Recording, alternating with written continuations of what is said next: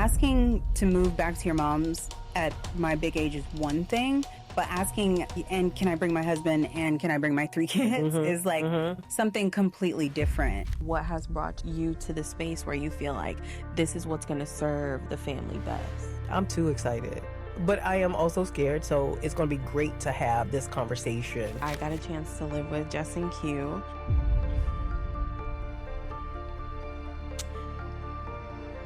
Turned my life upside down. Why are you passing me the loose teared up? Y'all didn't know they were contagious? Only one family group chat, no side convos. Is that a boundary or is that a buzzkill? If you didn't make the side chat, that sounds like a you problem. Don't discipline the kids unless I ask. I think I'm also going to say actually. So, do we want to tell the people? I think we have to tell people. Tell the people!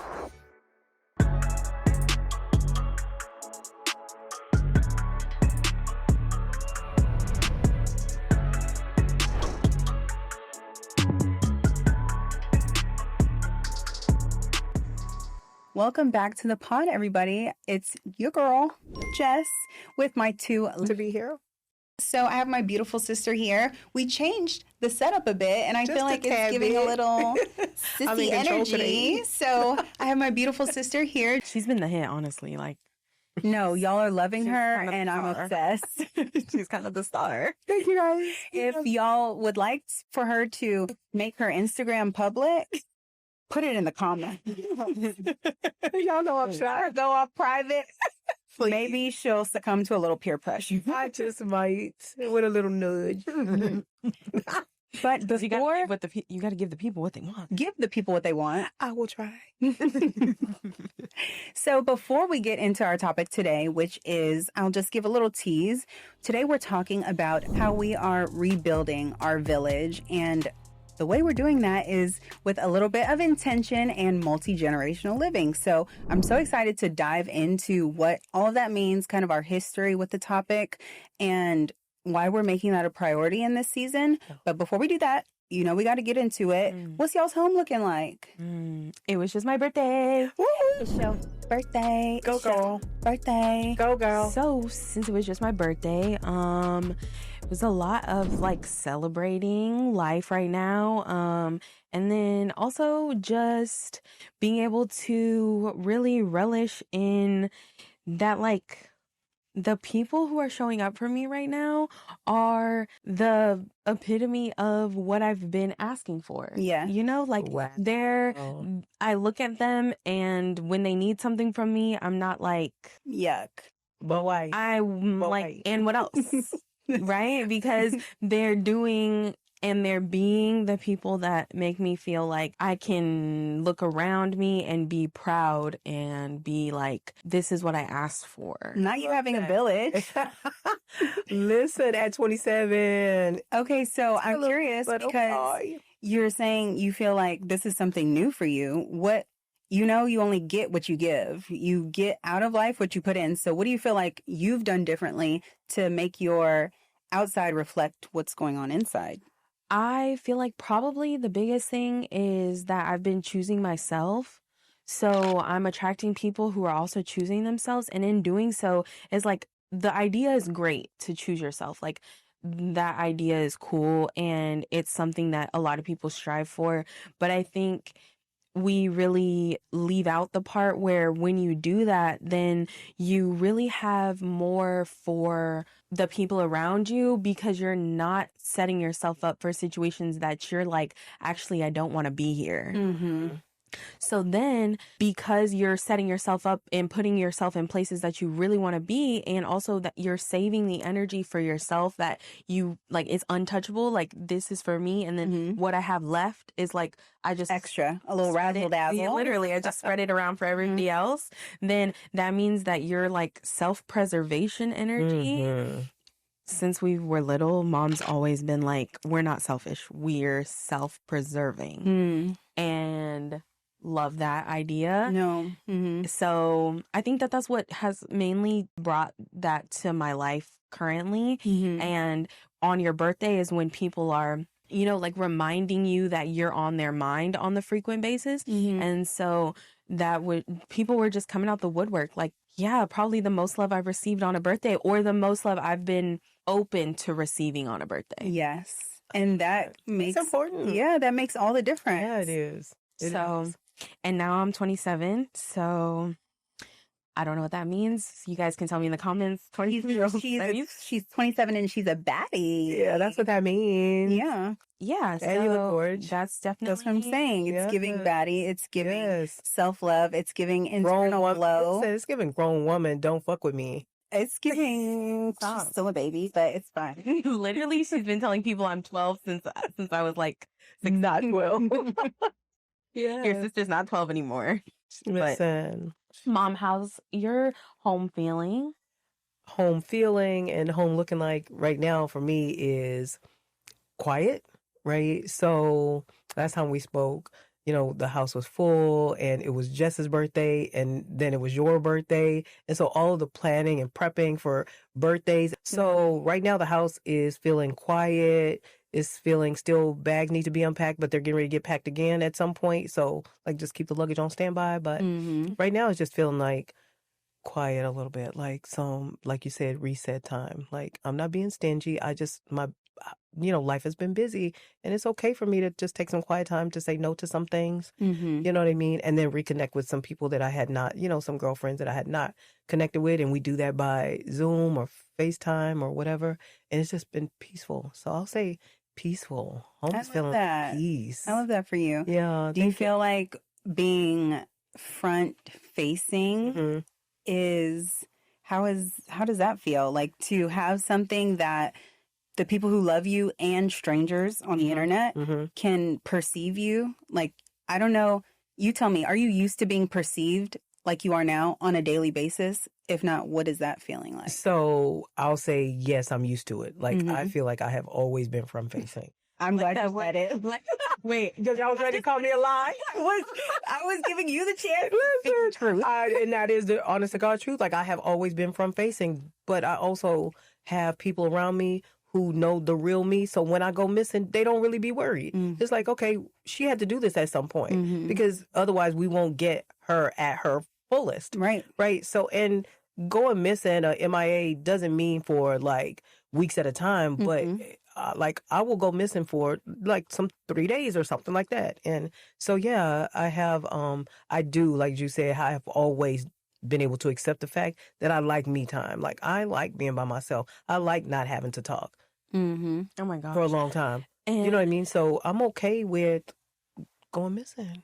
I feel like too, that reminded me, like when she said she's always been front facing, it reminds me of that one TikTok trend, and it's like, as a Black woman, you're never really alone because there's always a white person peeping in the...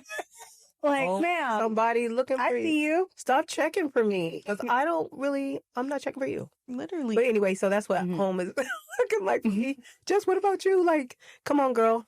Tell us. Okay. Spill some tea. What is home feeling like?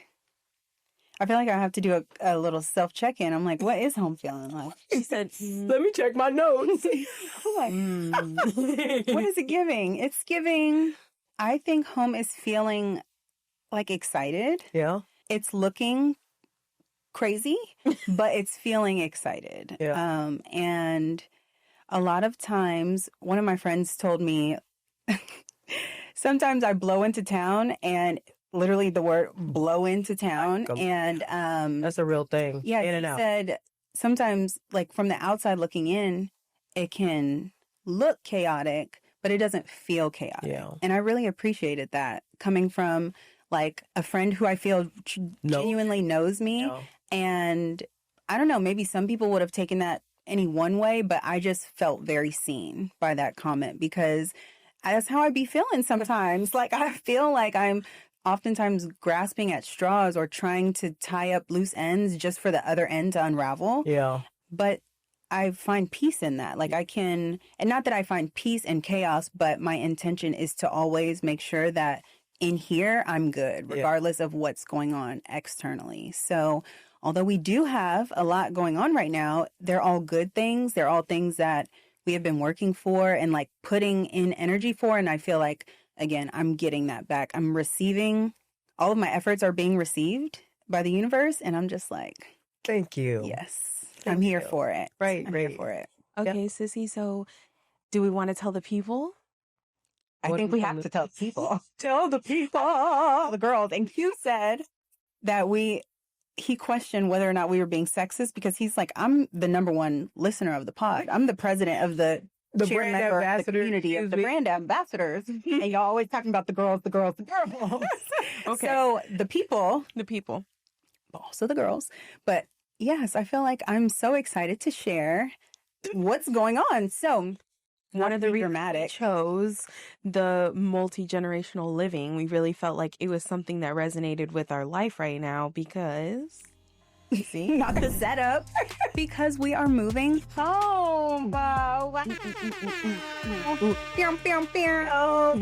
God. If we could have had our tech set up the confetti in the back, I feel like that would have confetti been right now. appropriate. But yeah, your girl is back in the city, doing my thing. Yeah. No, I'm just kidding, but I'm not. And so, yes, like moving state to state is an ordeal, one that's not new to me. So again, I think that maybe from the it literally I ain't new to this. I'm true to this, baby. Period. So yeah, it feels like something that was in the works, even if we didn't know it. It was something that we were manifesting and that we were praying about for time now. And it's like when things start to align, that's when you just move with the light that you know is within, because it's like this.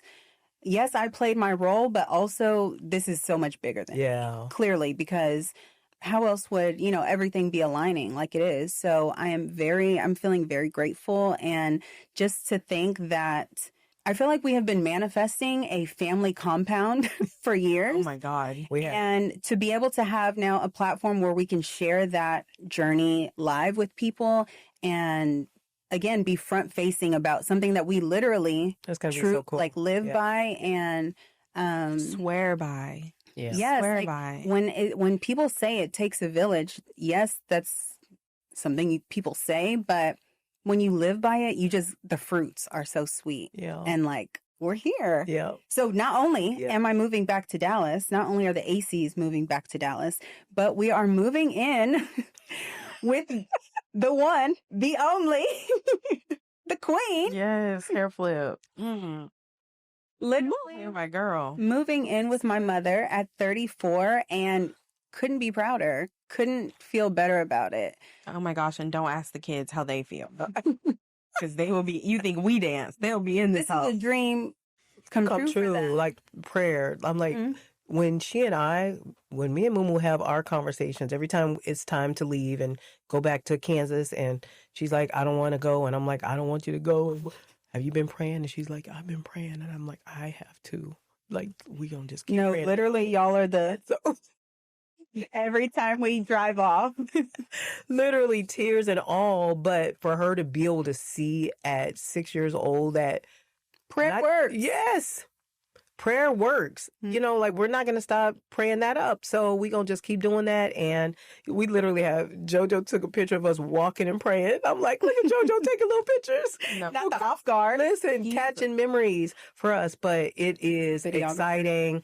It's scary. It's all of the things that if you're an adventurer that you want to feel. You live for. Yeah, you know what I mean? It's like, this is another adventure that we're about to go on, and we have talked about adventures since y'all came out the womb. Literally, everything. When's the next adventure? What are we doing? When's it? So this is and also making mundane things adventurous. Exactly, Truly. like because life is not always going to be about that confetti. Like this, made up confetti thing. It's about all the small things that make the big things. Right. You know what I mean? So I'm too excited. But I am also scared, so it's going to be great to have this conversation and all of that. And I think this podcast is really going to help people see what that can, like multi-gen living, village living looks like. So I'm excited to dive into that conversation. So let's. So since you had already mentioned, like, what do we feel like has brought us to the place of where now we are wanting to do multi-generational living? Like, that's a great place to start, just asking you guys what has brought you to the space where you feel like this is what's going to serve the family best. So I think that's a just question. I'll start. I think that, and I can chime in from, like my involvement in it, because it was really their decision to do doing it. that thing that I do. Leading, reeling it, getting us into the shenanigans. Getting us into the shenanigans. Yeah. If it's one thing I'm going to do is reel my girls in. Yeah. But I feel like we have all been doing a lot of self-work. Yeah. Because asking to move back to your mom's at my big age is one thing, but asking, and can I bring my husband and can I bring my 3 kids is like something completely different. And I think that in talking to Q and thinking about what we want this next chapter of our lives to look like and what we're willing and looking to put our energy towards, yes, we could expel that energy into building a place of our own and buying the land that we want and doing all of those things, but that would be diverting our energy into something that doesn't have to happen right now. And to be able to say that I felt confident enough in our foundation and our relationship based off of our journey so far that I could look my husband in the eye, who is a provider, to the X extent, and say, we could do that. We could try to go find a house right now. But what if we stayed at my mom's for a minute? What if I asked her if her home could be a safe place for us to land just for a second in this transitional season so that we could get our bearings and be able to get even more clear on the vision that we feel called towards? And if it's a no, it's a no. But this was not his first choice. I will say that. Maybe not how he would have. I won't say how he would have liked to handle it, but he is never going to assume, other people's involvement in something that he wants to do. Yeah. It's like, this is what you want, I'll go get it done, which I love and appreciate about him. But I feel like a lot of times in my role, it is to have a pulse on all of the relationships that we have in our lives. And I'm just trying to practice more of leaning into those bonds based off of knowing what I've put into the relationship and what the other person has put into the relationship, going back to us feeling like we've done the work to say, I think this might be a thing, and not just self-serving in a way that serves me and my family in this season. But I think that mom and our stepdad, Papa Stephen, that they may be interested in seeing this as a benefit as well. So I did have to pitch Q on it a little bit. Not gonna lie. But yeah, and then having conversations with mom. There were lots of conversations. So, mom, do you feel like that's kind of on par for the course? I feel like it is, and I'm not surprised about the pre-talk that you and son had, simply because I think for most men, especially upstanding men who take, leading and providing as serious as they do, that it wasn't his first choice, right? Because thinking about Stephen and having a conversation with him, I won't say it had to be pitched, right? But it definitely would be a conversation that we would all have to have, And so hearing you say that, the two of you together came up with the final decision. It wasn't just your decision by yourself or his decision by himself. It was a joint decision. And for us, it was the same thing. Stephen and I had to make that decision together. And I think that's what makes it even more exciting thing, is that everybody got an opportunity to just say yes or no. Nobody was forced to say yes. Nobody felt like they had to say yes. Right. It was just like, this is going to be cool on so many levels. Right. And not to say it won't come with challenges, because we expect I do not want it to seem like we're trying to sell a dream or that we just woke up one day and like everybody just got it like that, to be crashing at this person's house and selling houses. And right. That's a lot of it's work. A lot of moving parts, but it's also, when you think about the energy and time and money that you put into doing other things, nothing tops doing it for family, to me. Right. Like, if nothing just tops that. So it's just worth whatever the adventure is going to bring, because there's no way we can lose. We can only learn. That's how I feel.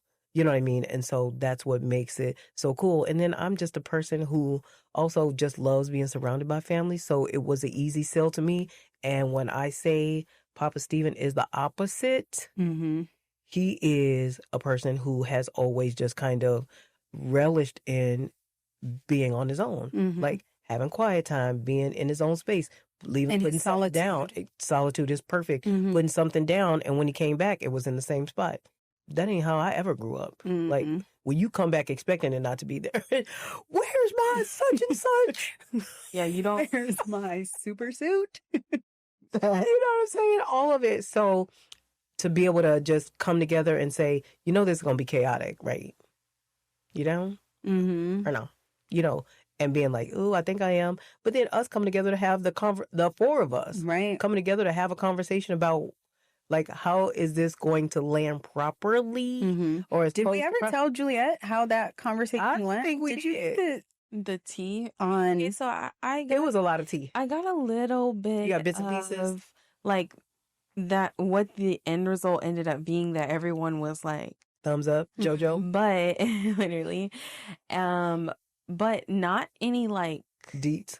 details. Yeah. I mean, not that there was like tea to be had, but I did think it was kind of cute. It almost felt like, I don't know, it was almost giving like Q was asking for my hand in marriage. Like the level of, level of intensity is the word of the conversation. And I think, I won't say that me and Mom were laughing internally, but I will say that because Q and Papa Stephen are so similar, which is crazy in itself. I think they have a level of respect for each other and their space and how each of them operates, that it came with the level of intensity that was needed as a sign of respect. Right.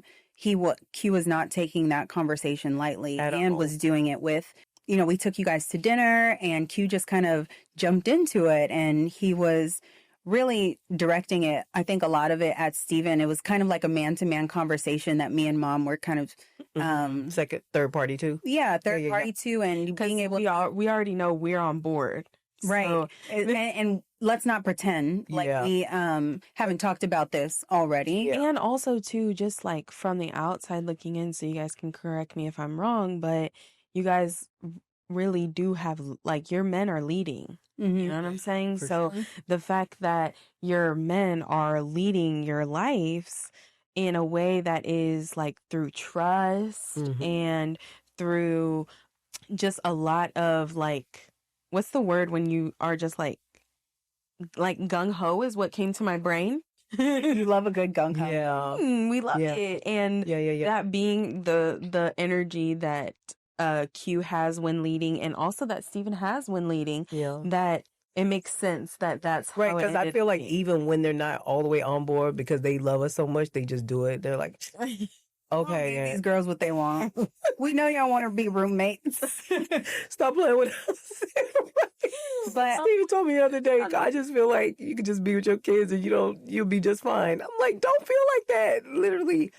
I do love you. Yes, I know. You up there, like you rank high, you know, and I'm just happy when that happens, because when it's just me and you, it's just us and we're having fun, but that's just a portion of who I am. Like only a portion. I'm not 100% wife. Like you got to divide me in pie slices type pieces. Like I'm a wife, I'm a mom, I'm a grandma, I'm somebody's boss, I'm somebody's sister, I'm somebody's daughter. You know, like there's a lot of me, and I use all. You know, like I'm present for all those pieces. Very. You know what I mean? And so to be present for those pieces as well. You being all of those pieces. Well, yeah. So I mean, I think it's all of those things, and as challenging, and I'm so proud of him for that too, because as challenging as it's going to be for him, he's up for the challenge. He's like, okay, I can do this. I can do this.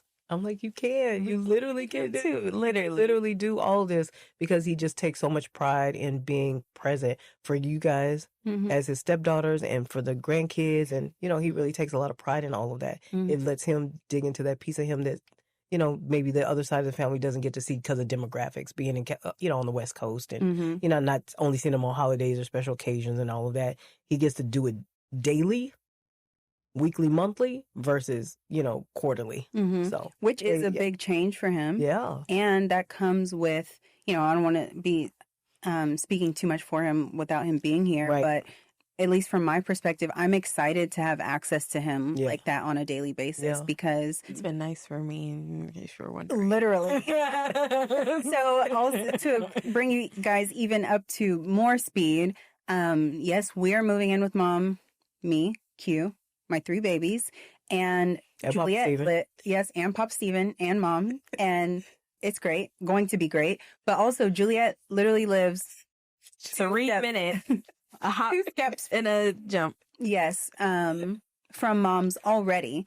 But she does have her own apartment, and I'm excited to be able to spend more time in your space. A lot of time when we come home, it's just like I said, a pop in, pop out type of situation. Obviously, mom has more space; it's a bit more comfortable at her place. But to just be able to be like, I'm going to Sissy's house, or the kids, like they're already like you're like, I need to breathe and there's too many people over there. I'm at work, but you can get in. Yeah. Or the kids are going to stay the night at Jews. They're already talking about things like that. I'm just really excited to pour into the village in this way because we have been doing this work to the best of our abilities up until now.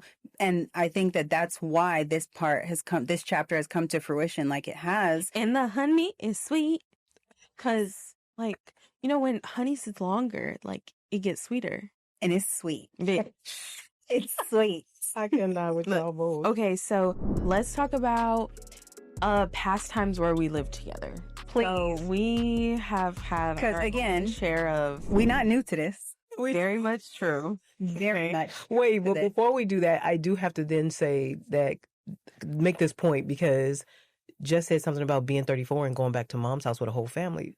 But I'm not so far removed from that because we moved in with dad's mom when we were probably 34 and 35 or 36. You knew I did the math. Yeah. Same age. I feel like it's the same age. Gianna is the same age that I was when we moved in. When we moved in with Grandma. Exactly. And that was a real thing. And that was from across state as well. We were living in Seattle area at that time and had to come back home for unfortunate reasons.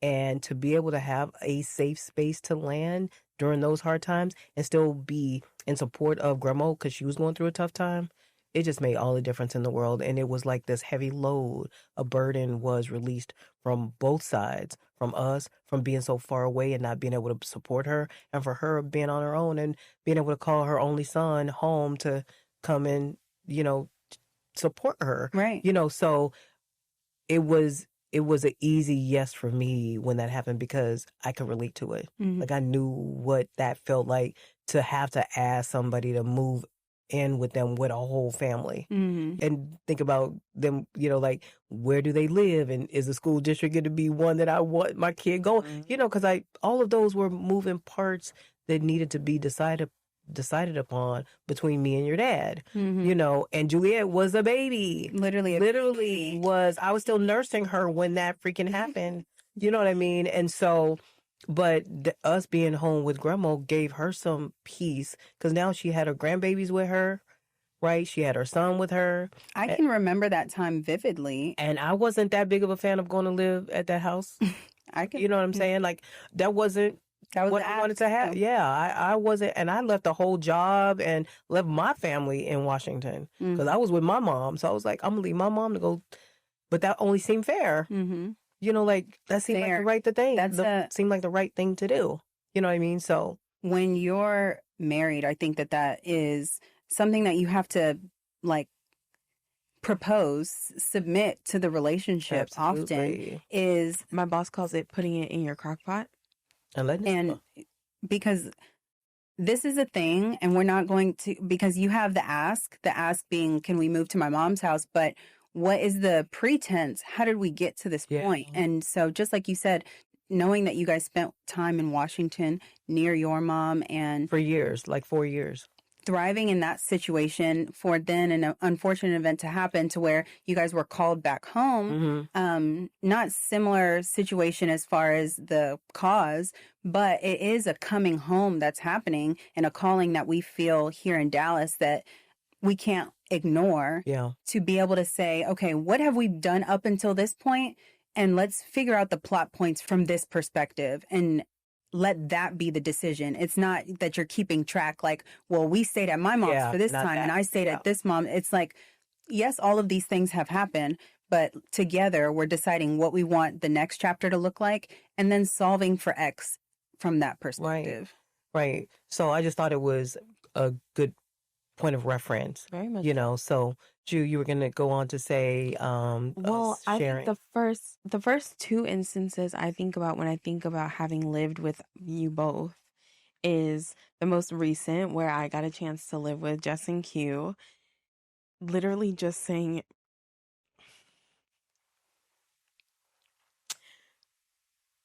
turned my life upside down. Just to be able to see what it looks like to live in a house where two parents are present. But yeah, so I got a chance to live with Q and Sissy. And obviously the kids, they literally run that house. But it gave me a chance to be able to see what it's like for two parents to be in a home. But also, I think the biggest thing that it showed me, particularly to my autistic brain as an adult, like what I can be doing in routine to make sure that I am setting my everyday life up for success. Yeah. So it was great to see love, especially between you and Q, but also on to the kids. And obviously me being your first stinky booty butt on to me as well. Right. And literally I was talking to Q and I met him when I was literally a freshman in high school. So still my first baby. Still a child. So he also has contributed a lot to raising me in a sense. And so well, I never thought about it like that. Yeah. And so that was great to see and it was great to feel. But particularly for me coming into young adulthood, and really like wanting to learn how to stand on my own 2 feet and seeing how you guys parent Gigi and JoJo and being able to extend that same grace to me was really great for me being able to do a better job of showing up for myself because I have needs that the normal, average, neurotypical person does not have. And that doesn't necessarily mean that my quality of life has to be less. Right. Or that I will absolutely like need a caretaker or anything of that like sense. But it does mean that I have to be more intentional about how I set my daily life up. Otherwise, it will be my demise. Yeah, it can go real fast. Real quick. Real fast. And so that's the first example I think of in the most recent, a few years ago. Okay, wait, because I have something to add to that chapter of our lives. Like that was so special. And again, not that long ago. First time us living together in like 10 years. Yes, since we lived under mom's roof. And since I had become a wife, then mom. And I can remember, so you were transitioning from Austin. You were living in Austin. And me and mom were doing that thing. Trying to reel you, literally, to Dallas. Yeah. And it took some time. It took some years. Yeah, it did. But you know me. Never back down. Never back down from a challenge, baby. So I'm like, I don't care. Come live with me. Yeah.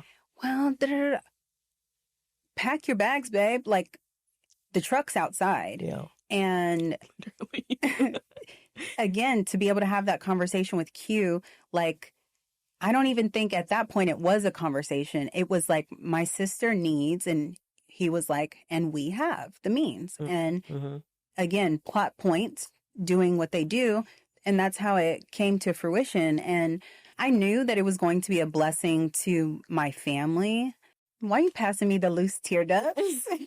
Y'all didn't know they were contagious? Like, once you touch somebody with loose tear ducts, you actually get them? Don't touch me. Please, I'm holding it together. I knew it was Don't come over here with all that. I knew it was going to be a blessing to my family, but I had no idea how, as the little sister, you could grow me in that season. Yeah. That's how that happens.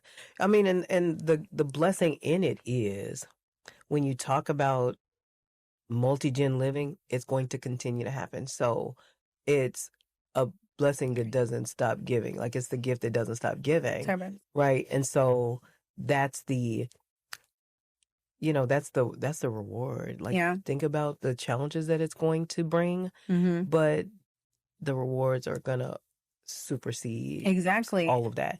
So that, again, back to the adventure, like, woo, yes. And the greater the challenges, the greater the reward. Absolutely. And I can remember thinking there would be times when Q would be like, his solitude would be going out into the garage. Like, he had his video game out there. The kids could come in and out, like be playing outside, and he could still keep an eye on them. Right. And I knew sometimes he was just out there because he needed a break from all of that that was going on. Yeah. And I had to respect that. But also, he would be like, again, submitting this to the conversation. What are we doing about this? And it was like, oh, that's not normal. Like, this is my sister. We grew up in the same home. I'm not realizing that some things that were normal to us are literally not normal. Yeah. And so I was and it still am so grateful for the opportunity, just that in itself, for you to come into our home and be a mirror for all of us, but me in particular, to say, hey, these things that you do, not so normal, even if you think they are. Yeah. And not that means they're inherently bad, but we are intergenerational living, so let's be mindful, demure about how we move around in this space. Yes, absolutely. And I can remember, I talk a lot about my early motherhood journey taking up a lot of my capacity, and it was like, if you ask me anything about my kids, I'll give you the 1, 2, and the 3. Right. No breaks. All 3 of them, the rundown. Yeah. But then you have Sissy who's like, yeah, I love your kids, but what about you? Yeah. Like, I haven't seen you do, like, the sister I know loves to work out. She loves to listen to music, and she loves to dance. I haven't seen you do any of those things in the X amount of time that I've been here. And it was like, you're loud. You're being real loud right now. But I hear you. Yeah. And then I remember I can think of a moment in particular. We were in the kitchen, and I was literally on the break of a mentee bee. Like, my eyes were watering. I was shuffling, again, giving chaotic. I can't remember if I was trying to get the kids off to school or something of the sort, but I was frantic and literally having a moment. And I was like, I don't know why I can't just get my shit together. And she was like, because your ADHD is hell and you need help. And I was like, your ADHD is hell. Your ADHD is hell. And what does that mean? I'm like, but instead of saying that, I was like, I'm just going to grab my keys that I've been looking for 15 minutes. And I'll circle back to that, because what does that even mean? Exactly. But having been in the circle of motherhood for, at that point, however many years, while in that same season, you had been in such a great process and what is it called? Routine of self-healing, that you had done so much work that I just then got to absorb by being in your space. Like, I didn't have to do a lot of the deep diving that you had done, because while I was out figuring out wifehood and motherhood and moving countries and states and all of these things, you had been head down really focusing on what it meant to have your mental health in order, and the things that we as a, what is it called? Like in our DNA, what's inherently in our DNA. And you're like, everybody else, I see everybody else is preoccupied with other things. So let me take the lead on this. I got this. Yeah, and you have never backed down from that. And it's just been a blessing. Literally, it has been a blessing for all of us for you to be able to do that, because For she me to will have be no the first kids. one to call somebody out on, on the lack or absence of, health, Mm-hmm. mental, spiritual, physical. Like same thing for me. She like, mom, yeah, you like to do this and that. You like to eat this and that. I don't see you eat none of that. I don't see you doing none of that. What's up with that? Mm-hmm. You know what I mean? Like holding you accountable to the things that make you who you are at your healthiest state.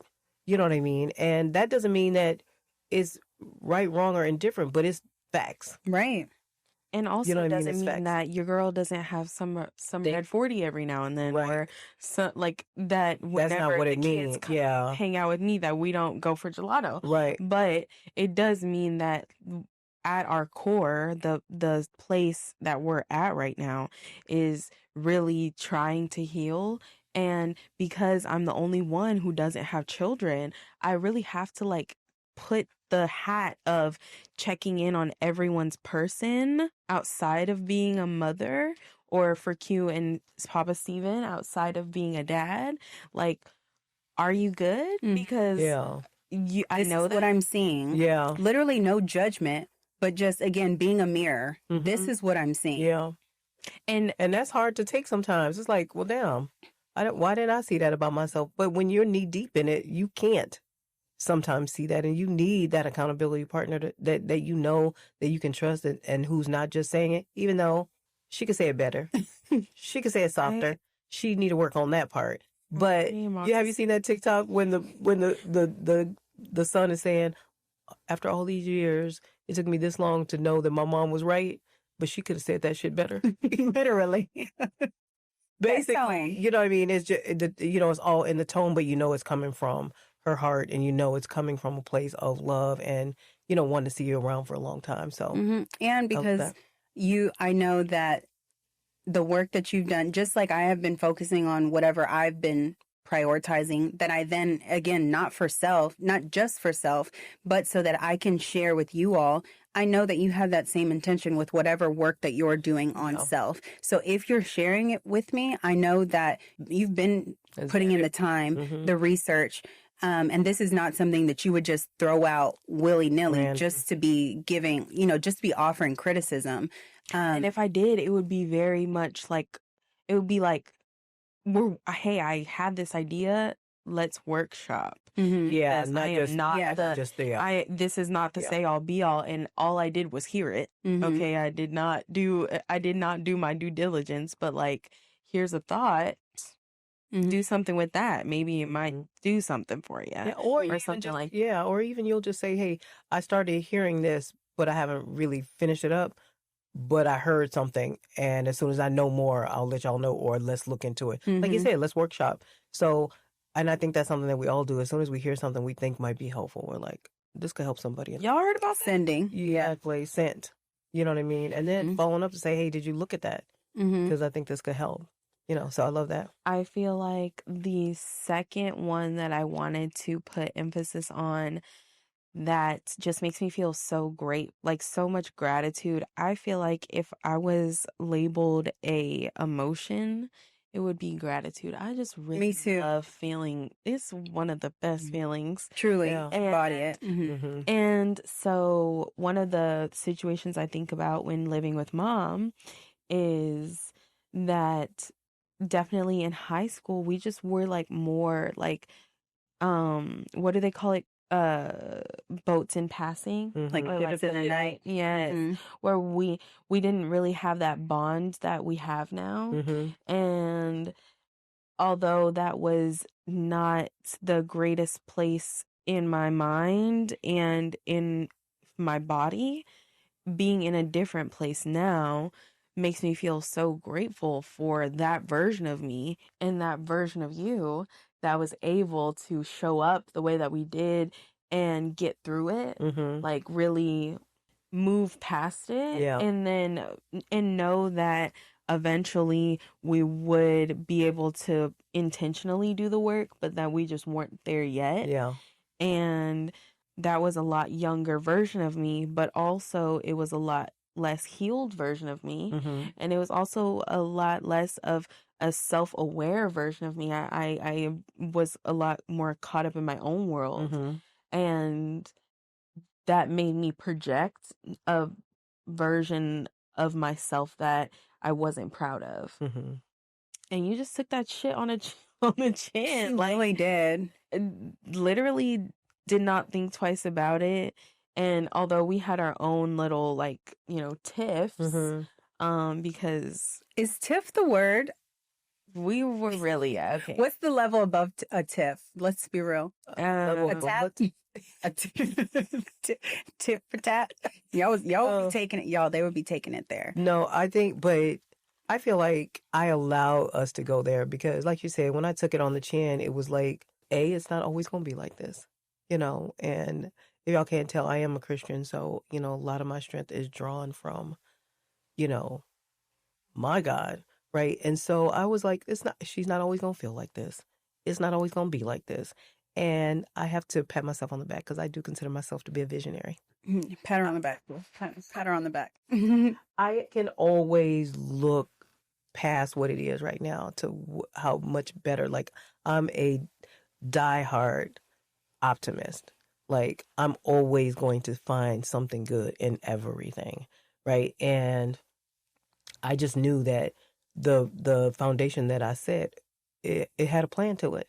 So if somebody was listening to this episode and was considering, you know, either going to live with their mom or mom hoping their daughter would live with them, or maybe their daughter has a teenage daughter that is running them up the wall, you know, seriously. Having that vision, what would you say to that person? So I would say to that person that, again, like I said, like, you know, because that is a Bible verse that is important to share. But what I would say to anybody going through that is just know that grace is super important. You know, you never really know what somebody is going through. And I knew high school could be hard. And she was in high school during that time.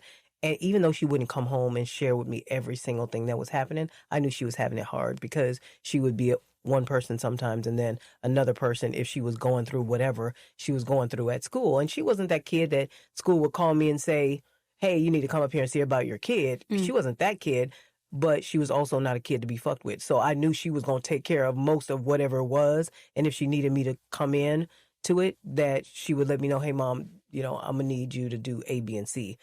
So I would just say, if you have a teenager that's giving you a tough time and you know the situation is temporary, find ways to come together to just put it on pause and say, hey, I know you're going through something right now.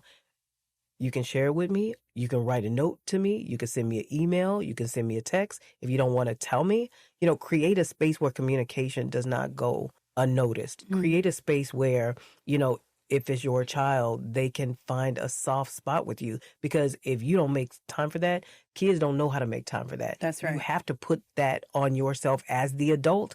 Kids do not have the capacity or the language always to say what they're trying to say. And sometimes they don't even know what emotion they're feeling, right? So as an adult, if you don't know how to do that, either ask for help, you know, ask a professional, ask Chat GPT, ask somebody, but also do something to create space for your child to be able to feel safe coming to you to talk about whatever they're going through. That's the main thing. That's the point that I'm trying to make. And then just know that it won't always be like that. You know, your 12-year-old, your 17-year-old, your 16-year-old, they're not always going to be that age. You're going to come to a point where you're going to have a real conversation with them. And they're either going to tell you, hey, Mom, Dad, you did a great job. Or, hey, you really sucked at that and you left me out there by myself. You know what I mean? So which do you want that conversation to be? You know, and when I say visionary, I meant more so like in a way that I knew it wasn't always going to be like this. And I knew Ju wouldn't always feel like that. And I knew just based on the foundation I had already set, this was just a rough patch. It wasn't going to, you know, I wasn't so stuck on myself that I thought I did a fantastic job and she'll soon see. It was more, hey, I poured into this child what it looks like to love somebody unconditionally. And if I have to take another one on the chin, I'm built for that. You know what I mean? And not that it always felt good. It doesn't feel good when that happens now. But that gratitude swings back around eventually. You know what I mean? And it just feels like everything you did was worth it. You know, so take that away. All that to say, you know, nothing is sweeter than, you know, that moment when your kid says to you, like, I appreciate when you did that. Mm-hmm. You know what I mean? I didn't see it then, but I see it now, and I'm grateful. Mm-hmm. That made all of that, really worth it. And it makes you know that, the prayers and the, intercessions and all that, it made a literal, difference. like, don't make me lay hands on you type shit. Yeah, because I also would say that if you are in that situation, one thing that we talk about a lot that made a huge difference in my brain as a neurodivergent person, and also coming into a certain amount of self-awareness at that age, was definitely like knowing how the way I was treating you was making you feel, because you were a person too. And that's something that Jess showed me a lot in living with her, was that she wanted her kids to see her in a way that is as an entire person, not just being a mom. Where I grew up in a home where my mom really showed me who she was as a mom, and we saw less of who she was as a person. Not none, because we did a lot of fun things together. We had adventures all the time, but more so when it came down to the nitty gritty things, or the things that are harder to talk about, we did a little bit less of. Yeah, like, you didn't get to see me be let down. You didn't get to see me cry a lot. You didn't get to see me, and all of those things. Whenever the time came where I was hurting your feelings, or where I was like doing things that were unnecessary and you were getting the brunt of it, it was like more of a, yeah, mom's mad at me right now, and she's being like whatever. And instead, that could have been a great opportunity for her to connect with me and say, like, because of what I've been through in this point of my life, when you say that to me, it really hurts. Yeah.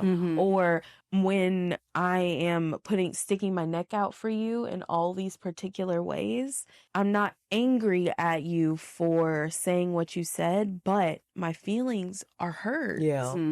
And it took a few years of her being able to tell me, like, outwardly about her feelings before I was like, oh, this is affecting This is her. a woman. Yeah. And she's holding on to the ways that I've hurt her. And it's eventually, just like in any other situation with any other person, going to affect how she can continue to show up for me if I keep acting a fool. It's okay. We was all a little foolish, baby.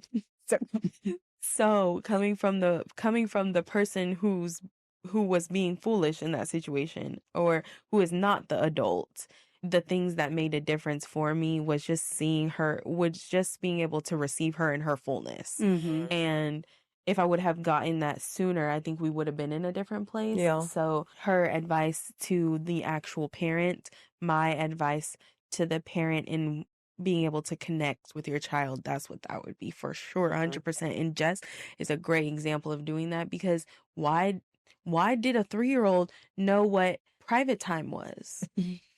Like, how is necessity? It really is. Gianna told me this morning, she's like, Mimi, so you're not staying here because it's going to be me, Daddy, and JoJo time, and I really enjoy that time. Like, good for you, little girl. You got kicked off the island and you don't even know it. You just see it as you and Daddy time. Really? And that's necessary. You know what I mean? I think what I'm hearing is that to be able to live by the statement that it takes a village, you have to prioritize your emotional intelligence. Yeah. And I think maybe that's what I was hitting at in the beginning, unbeknownst that it was going to circle around. But when I said that we had all been doing the work, individually, so that when we come together collectively, we have a high level of emotional intelligence between the three of us. And I think that we're always working to make sure that we have that hat on before we're pulling for those tools, before we pull for being triggered or being defensive or being right. You know, like some people just want to be right. Like, it's not that cool. literally. And what is right? Seriously, like, Right is relax. subjective. Relax. And I think hot take, me and Jay were just talking about this, how like We have our cousin in the studio today. he's My asleep. nephew. He is Not literally on his job. I wish we could take a picture of him. Bro. No, he has his headphones in. Oh, hey. No, it's okay. We were just giving you a shout out. Yay. We were just talking, the new Kendrick song, he says, there's this one line and he says, my blick first, then God got me. And I think that when we're talking about our emotional intelligence, like For the saints, that's what does that really- mean? Oh, so Yeah, the sinners know. What is help the saints? okay, so It is. No, stop That's playing why with me. No, but I'm saying the saints need to hear the word. So Yeah. tell them what that means. So basically, the idea behind my blick first, then God got me is like handle yourself, do the footwork, and then pray on it. Mhm. You know what I'm saying? Like, and how we were saying that prayer works. Like, but also we did the work, and our prayer was just what came in to make sure that it was a nail in the coffin. Yeah. Right, to stand in the gap. And I think that that's another thing that our emotional intelligence does for us is it's our footwork. It's us showing our God that we are here to do our part, and then the part that we can't do is the part that we're giving to you. And so And that's so important. Like, because people will literally think that God is just going to take it and do it all. No, bro, well, you got to do some of it too. You have to do your part. And who said that you are just like deserving of what it is that you're asking? Who said?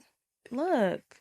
That's not what they said. That's not what they said. So I think that when I think about emotional intelligence in that way, like I think it's really us doing the footwork to just make sure that all of our things that we're asking for, that we're putting into fruition, that we're manifesting, and that are up in line for us, we earn that shit. Right. And it's something that we have put the work in to do. And well, also because if we have the faith that it will come to fruition in the ways that we can't control, that we'll be ready to receive it, and not just receive it, but sustain it. But we are only able to sustain and ask, like having your oldest come with grandkids and husband, because we've done the work to get here. This is not our first rodeo. Right. And that's not the first thing. This was not the first ask in the whole mission. Right. We've been at it for a minute, and I'm just, from the outside looking in of y'all's relationship, I'm super proud of the growth, and that I get to come home to what feels like we've talked about me feeling like a second mom for a good portion of your life. It feels good to feel like I'm coming into a role of sissy goose. Yes. And then also to be able to even ask my mom, like knowing that I'm sure mom, like you can probably relate to me when I say that motherhood took up capacity for me, you having to keep a certain level of capacity for Juliet and y'all's relationship, and to know that I feel like you have more to give me in this season of my life is like just new and refreshing, and just like you said, Ju, a level of gratitude that I'm excited and grateful to experience. And Mom, I don't know if you have any other memories like of past experiences of living together that you want to touch on, but I have one where you didn't necessarily like move all the way in, but when I became a mom and I had Gianna, literally get you a mom who will take FMLA because you had a baby. That's the kind of mom that I have. Anytime that I've been pregnant, postpartum, she's like, let me do this paperwork. I'm not going to mess with these fools. Period. That's what it's for. It's a benefit for you to use, and I want y'all to use it. If y'all don't Use take it. nothing away from this episode, see about yourself. Yeah. And your adult kids. And I was grateful for it then, but in the midst of this conversation, I can't like let that go, because I think that if people are looking for an introduction to multi-generational living and building a tribe, when a woman goes through the rite of passage that is becoming a mother, she needs support. And the support from her mom is, she only has one mom. Right. And that was like intangible to me. And the fact that you came in and you were there for weeks, Months? weeks turned into months. Yes. And like, I wouldn't can, trade it. Look, she's a helper. She's like, here to serve. look, you get her started, she won't go. But the thing is that, okay, my point is that when you came for your extended stay, what I learned in my transition into motherhood was that my mom was there to fill in all of the gaps of the things that I knew I needed to ask for. Like, Mom, can you hold Gianna? I need to take a shower. I smell. Or Mom, I wouldn't even have to ask to eat. There would already be food. She would be coming to bring me food, like a hot meal. I had a C-section, so I couldn't even leave the bed for a good amount of time. She was catering to me in that way.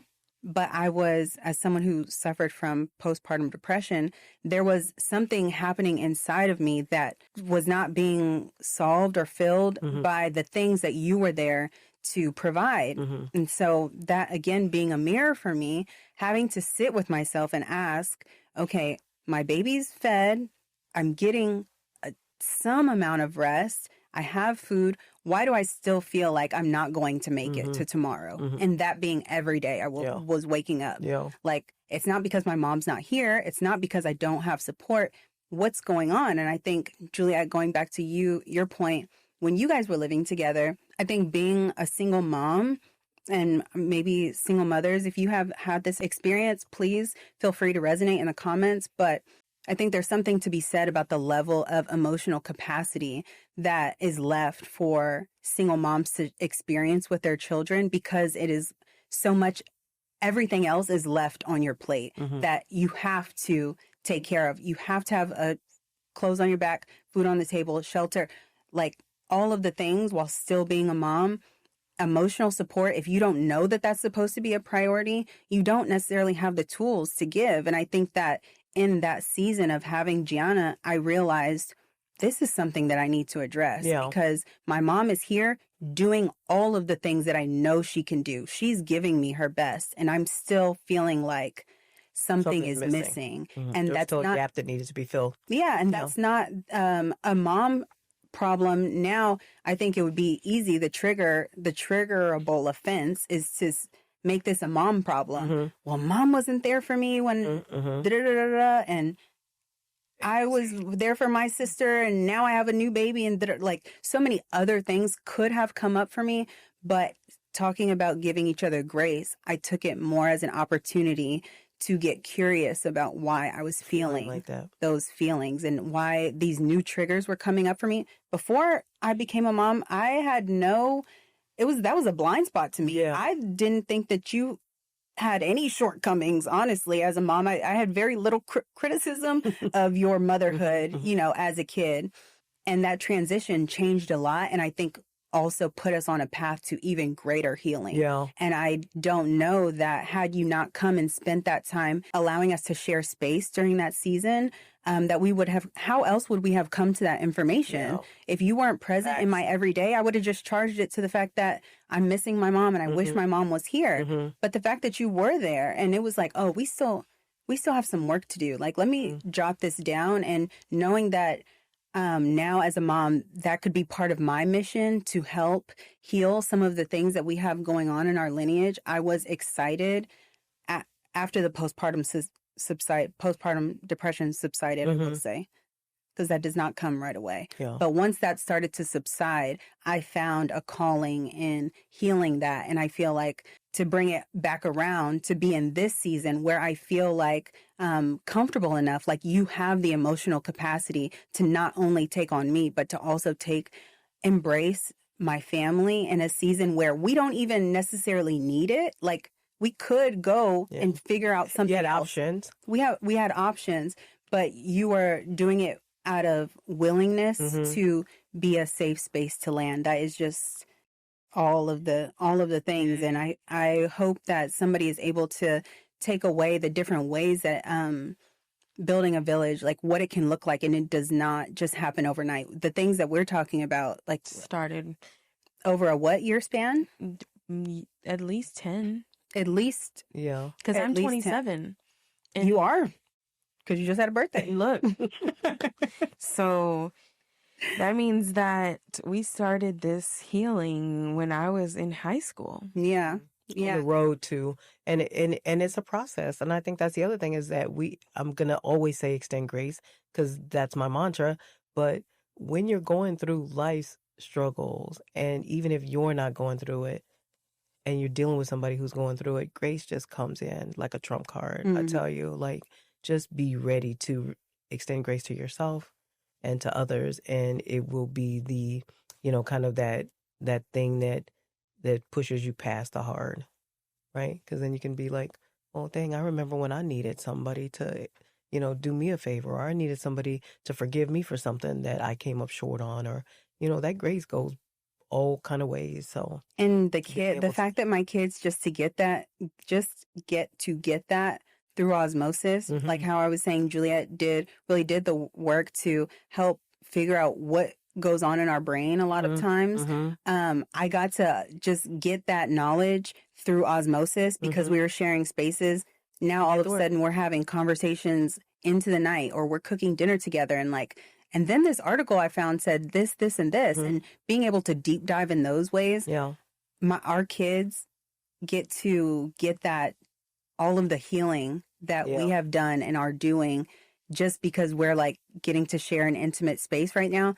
They think this is just all fun and games, which it is for them, but like they don't even know. Yeah. And I love that. But I love that for them. I love that because they can just think it's normal. We normalized it. Yes. Period. That's Normalized such it. a flex. Yeah, it is. Okay, so I feel like we should talk to what multi-generational living will do for our mental health and our emotional support. Like, because I genuinely think that in having more than one adult in a space means that we get to share responsibilities. And Preach. when you get to share, Mom's gonna do it. That's all. No, not true. That's not true.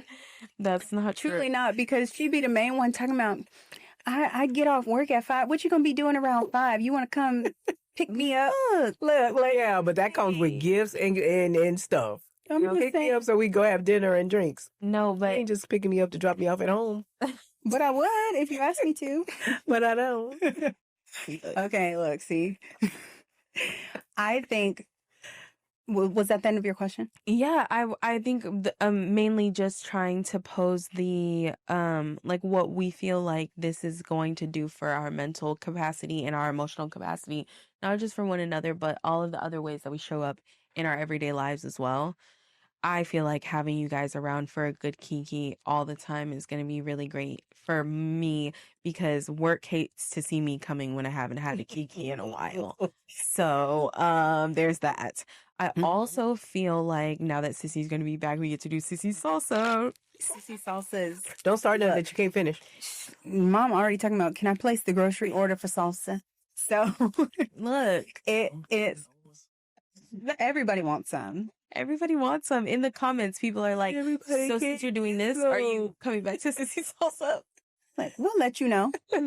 I promise. We'll keep you posted. And that's how it all started, was people were looking for salsa at the family function before they were looking for us. Yeah. So makes sense. But the that being like a business venture for us, but also a way for us to just like spend time, and then also like introduce people to another thing that makes it feel like home for us, was just like one of the biggest parts that made it awesome.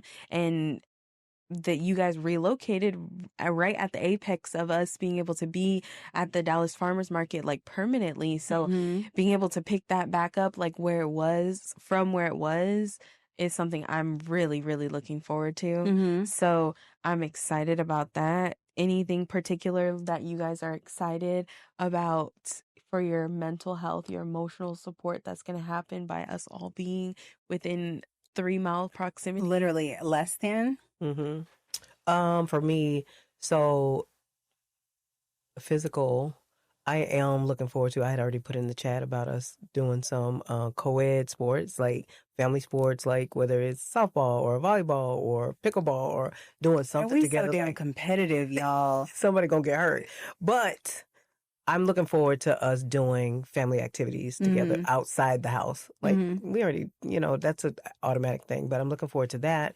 I'm looking forward to us going to church together. I'm looking forward to once I can control my tear ducts, me not I will having happily go to to church with y'all.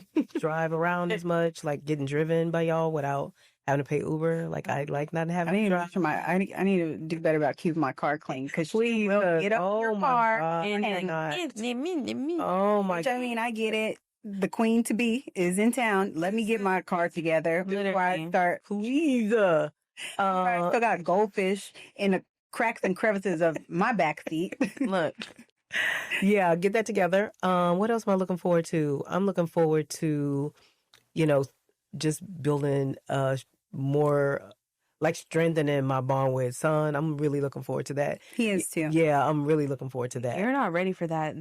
I am. He's so funny though. I know. He's so funny. When I say you're not ready, it's like you are ready, but the impact is gonna be like, listen. And if he try to scare me one more time, I'm literally gonna punch him in his chest. Like, boy, stop playing so damn much. That's where the kids get it from. Always trying to scare us. Always. And I'm also looking forward to seeing Boog more because instead of him just being in Kansas when he comes home for a holiday or whatever, I'll be able to see him more. So I'm looking forward to I can't even list all of the things I'm looking forward to, and all of it goes to my mental health because when you talked about it earlier where, you're reeling me in, to help, be at the house when you were going through your postpartum and all of that. And I said about the FMLA, about see about yourself. And you're like, no, and your kids. But seeing about myself is seeing about my kids and is seeing about my family. So when I do those things, that is for me. You know what I mean? Even though you get the, all the added benefits, it's really for me. That builds me up. That strengthens my mental stability. That strengthens my A mother through and through. Yeah, my physical ability. Like I got good knees. Go, man. Listen, don't make me show you because I will. Ask my friends. They'll tell you. Glow. Y'all know what I can do. Anyway, so that's what I'm looking forward to. Justin, why don't you wrap it up with? Okay. I think all of the things that you all said, but in a previous episode, we talked about me really prioritizing my marriage in this season that I'm in right now, and that manifests in different ways. And so, like, the obvious way is to be able to have access to a safe place for my kids to be so that Q and I can focus on some of the big picture things that we are like anxious to get to, not anxious, but excited to get to. That brings me a level of peace that is indescribable. And unless you have lived away from your loved ones where there's no one that you love within 300 miles, I don't know that you really understand how much of an island that can put you on and really feel like you're in a fight or flight, but also hunker down. Yeah, hunker down. Hunker down is it, and then also Q would be she loves that phrase. A hunker down and a gung ho, and a slap the knee with it.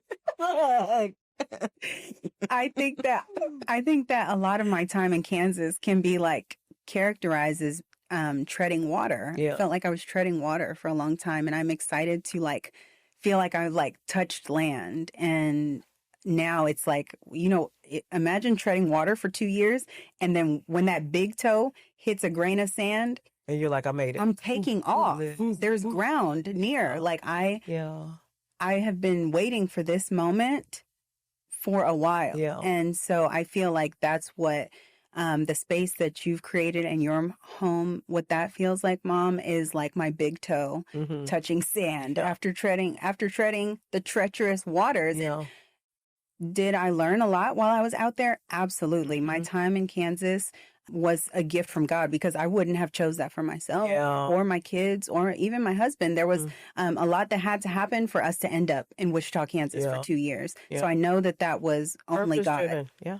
But I feel like that we were so present and intentional during that season that we really did like drain the juice out of that, and we got everything that we needed to. And now it's time to move on to the next thing. Yeah, that's one thing that I take pride in myself is like when I know a season is over and I've gotten what I've needed, I know when it's time to turn the page. And like, so that's the relief and the gratitude that I'm like feeling. And what I'm looking forward to is to be able to focus on, have the capacity to do a little bit more than what I maybe felt like I had been doing these past 2 years, but being just in your home. Yeah. Feeling it's literally so the best where I go over there and then she like brings me jammies and she tucks me in like I'm a little baby. And that's literally what I'll say. Here you go, little baby. Literally. Mama. It's the best thing ever. It's the best. I feel like the last time that the kids got a chance to be in my space continuously was when I didn't have as much of a life built for myself. So I didn't have much to offer them outside of what you guys could facilitate. And so I'm really excited to be close to them and us have our own like time and do things. Excited I have a Thea car. Okay. Yes. My car is giving Thea. No. So Jojo, literally, when we dropped you off after your birthday, he was crying in the car because he wanted you to come back to Mom's and spend the night. And he's like, why can't she come for a sleepover? I don't, like, I'm telling you, real tears. And me and Q were just sitting at the light and I just heard some sniffling. It's not even like he threw a fit or anything. Yeah. We're just sitting at the light. Yes. And I hear some sniffling. I'm like,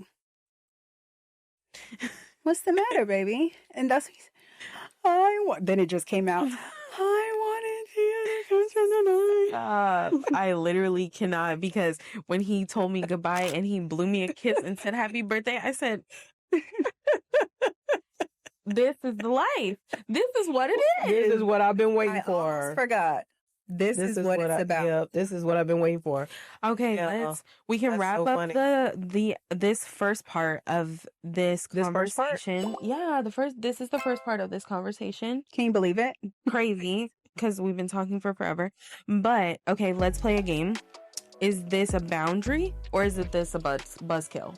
Boundary or buzzkill? Okay. So no knocking, door closed, equals privacy. Wait, hold on. Boundary or buzzkill. So yeah. I'm going to propose an idea. I'm going to propose the idea, and you're going to tell me if this is a boundary or if this is a buzzkill. Okay. So no knocking, door closed equals privacy. Don't knock on my door. That a boundary or is that a buzzkill? I feel like that might be a healthy boundary. I agree. I feel like I'm gonna go with boundary too. I think that could be a nice little so we don't have to talk about it. You know? Yeah, I'll leave the door open if it's cool. Yeah, maybe even crack. Yeah, you know what I'm saying? You know, I feel like when door closed, please don't fuck with me. Yeah. Well, but I also feel like that if it's emergency, then you need to go ahead and knock because. Oh yes. You know what I mean, like. I feel like door closed gives, I don't want to be messed with, but at the same time, please don't let that stop you from calling them if you need something. Because ain't nothing I'm doing in there that I can't get back. She's such a mom, y'all. She can't even have rules right. Shit, she can't even have the door closed in her own home. Yeah, no, I think that's a healthy boundary. I don't know, I think I would like to have that boundary in place because if I want to use it, I want to know. that's what that's it a is. thing. That's Yeah. Yeah. No, I agree. Okay. Okay, everyone does their own laundry always, no exceptions. That's definitely a boundary. That's a rule. I think so. I agree. That's a rule. Maybe I'm too communal, or I'm a younger sibling, but that seems like a buzzkill to me. You would never do laundry. No, bullshit. I am an adult now. I do my own laundry. Mhm. And also I feel like when I'm doing my own laundry and having had roommates, when we were doing laundry and they left something behind in the dryer, it just seemed like secondhand knowledge for me to just fold it for them, or like for me to just, I'm ready to do my laundry and they left their stuff in the washer, so I just move it over to the dryer and like then everything is everything. But everyone having to be responsible for their own laundry is like, okay, well then that means every time you left something in the fucking wash, then I have to call you like you know. Yeah, So. no. Well, fun fact: Steven does his own laundry, and I do my own laundry. Oh, cute. Yeah. So, and if he leaves stuff in there, I'll move it, and vice versa. But I like my laundry a certain kind of way, and he likes his laundry a certain kind of way, and that works for us because I don't want my white socks pink, and I don't want my gentle stuff washed, and I don't want to have to be mad at you. Because some of that stuff I can't go rebuy, and that's his favorite word. I'll just get you another one. No, you can't get me another one of it. I liked this one. I'll speak.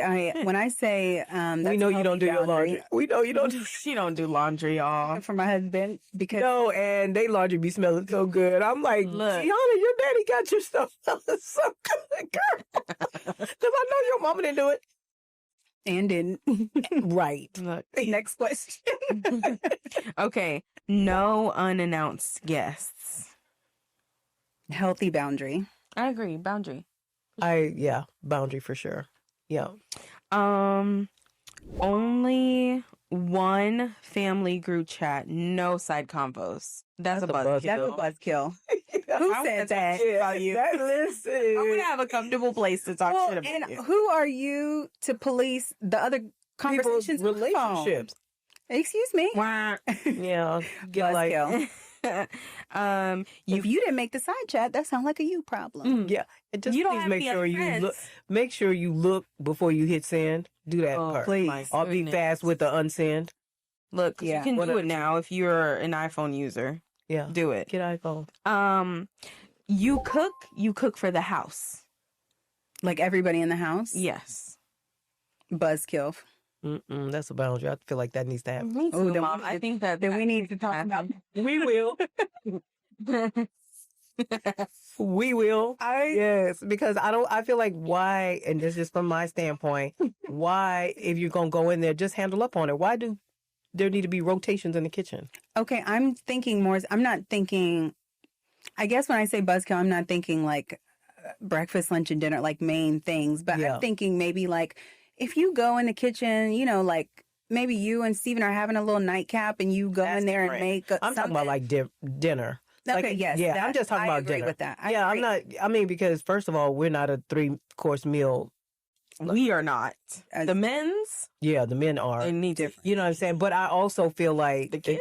being around the men as often as I am, they're not going to be hungry. So they're not waiting for nobody to make them nothing to eat. That's true. You know what I'm saying? When they're hungry, they're going to eat. Mm-hmm. They're not walking in. They're not those men that walk in the door talking about they don't smell no food or no pots rattling, Right. because that's not the kind of expectation Right. we just have to Even though You know me who and you Steve married. do like to be in the kitchen, but On don't my own terms. Literally, yeah, don't. period. Yeah. On my own. And when I get in there, you're gonna be so happy I was in there. Listen, she in there. Mhm. Okay. No TV at dinner time ever. Buzzkill. Buzzkill. Yeah, I would have to do Buzzkill too because I'm gonna need to see what I'm watching before I even make my plate, because I need my TV That's on cute. ready. What we watch, Literally. Hold on. Let me get it. because we don't need to be doing all that remote doing and all that. even sometimes though, like just be making lunch for the kids and she got that lo-fi on the TV, like that shit is fire. That's the vibe. So, Yeah. set the because vibe. we don't always do. I think also it's a buzzkill because coming into a grandparent house, it's like I know sometimes I use the TV when I need a minute. So if you need a minute from my kids, I understand. You can turn the TV on. But I don't use a TV for Turn the that, though. TV on. Like turn the I TV feel like on. that's not my situation with Mhm. them. Like they're helping me. That's true. You know what I'm Very saying? engaged. We don't use a TV for that. That's Yeah. not what the TV is for. Matter of fact, they don't know. They will if they watch this episode that I hide the remote on the very tip top of the shelf so they can't find it because we're not turning the TV on. We're not doing. I'm not But that that's type of TV watcher. Right. And neither are we. That's why when I do use it, it's to For both of our something. benefits. Yeah. Absolutely. So, Buzzkill. Absolutely. Last one. You open the last bottle, box, bag, whatever it may be, replace it. I think that's a boundary. I think that's a healthy boundary as well. I feel like it's a boundary that nobody really respects. No, we just don't live with you, so we don't have to. So it's like, But when you come there and you get the last of the such and such, if nothing else, say, Mom, you're out of this. That's all. okay, that's fair. You're out of it because I used the last of it. So then I can say, go, when you come back next time, bring some more. Oh, there's more. Wait. Don't discipline the kids unless I ask. Buzzkill, because I think I'm also going to say Buzzkill, actually. Yeah. Y'all, I trust you all's judgment. And also, I think discipline, I don't know what the normal connotation of discipline is, but, you know, learning. we learn. Yeah. And y'all Yeah. are good teachers. So Yeah. I would say yes. I think that's a buzzkill too. I feel like it takes a lot for me to get to the point where I feel like I need to discipline them because they, you know, like you and son have done a really good job. Now, when they pushing my buttons, they doing it because they know they could get away with it. They not doing it because they don't know no better. They like, Mhm. let me just see if Mimi is going to let me do this for the 1900th time before she grab me up. Before she she snapped. grabbed me up. Listen, I will pinch you really hard. A pinch. You gonna get a pinch. Okay. You know, I tell you want trouble? You want trouble? The old version of that is, You don't want no don't make me give you a reason. Listen, Please. Okay. Rotate cook and clean duties. So one day you cook, one day you clean. Weekly, no skips. You don't get to skip your turn. Just don't you even know if saying that that would is work. making my heart palpitate. Buzzkill. I agree. Buzzkill. I don't know how that's Our work. ADHD brains are like routine? No. Scary. On top Very of the scary. fact that whatever we do, Papa Steven's gonna come behind us and redo it anyway. So He likes his stuff the way he likes it. Period. Mhm. Last one. If we argue, it's between us. That's it. Like not involving anybody else. Mm-hmm. A healthy boundary. Yeah. I feel like it's a healthy boundary that we cross sometimes because I know when I piss you off, you're gonna tell Sissy. I already know that. 100%. Because when you piss me off, you're her mother. Right. You're going to tell her, and when you piss me off, I'm gonna call and tell her too. You see how nobody said I pissed them off. That's not true. Ju, I feel like I have called you when she has pissed me off before. 100%. I'm joking. Y'all could keep that between y'all. Don't need to know. Look, my sissy doesn't piss me off really. So maybe I was just speaking for myself. She can't do no wrong. But Well, no, I feel like you let it be known right then. Yeah, While you was crying. now I'm mad. She just gonna start crying and take a nap. She's like, I need I want to lay down. Yeah. Yes. I know like what you're Period. saying Yeah. right now. Very So JoJo vibes. Very to much. go take a nap. Feelings hurt. And I hope that in this episode she will put up for us a photo of him and I on my birthday because tell me Twins. that we are not. No, y'all the same person. Y'all the same person. And I think that's it for That's a wrap? episode for a first part of this intergenerational living. Yes. As you guys can see, we have a lot to talk about on the topic. So we did decide to break this episode up into two parts, a two-parter. And in the next part, we will be giving a little bit more of Kind of just like the more fun parts of intergenerational living, a little bit more what's the word, Behind the scenes. less a personal experience, and I think a little bit more like takes.